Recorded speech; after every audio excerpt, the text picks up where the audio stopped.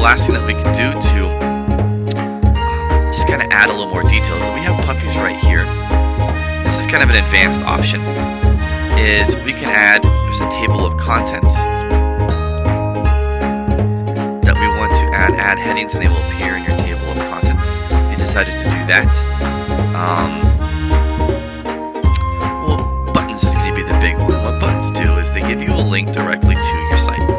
Especially if it gets a little bit longer, or if you want to make it a little more professional, this is how you would set it up. So let's say Chubby Cute Puppies, and we type in Chubby Puppies.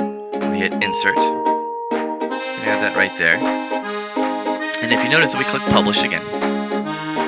And what this would look like is this. So over here, we'll hit Refresh. We'll go to our Puppies page. So what happens in this little link, you click it, and boom.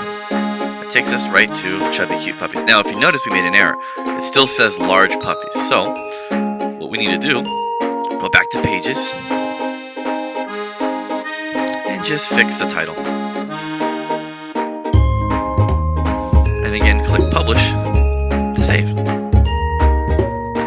So what buttons do is they give you direct links to different parts of your site if you choose to do so. And again, these different options here, if you have something from Google that you want to add directly, like a Google Doc, written piece, something from Google Slides, if you click it, it'll just give you, so we had this one, Plant Life, and it just adds the slide right in from your drive, and from there, we can make this larger if we wanted, right, and we can have these different options, and it goes for all the different pages too. So if I wanted this image larger, I could. If I wanted the YouTube video, right, to encompass all of it, we could. So there's many different options that you can do to play around with the site. And that is the basics on how to use our Google site.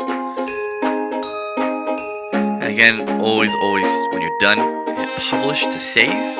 Have fun, just kind of to set everything up.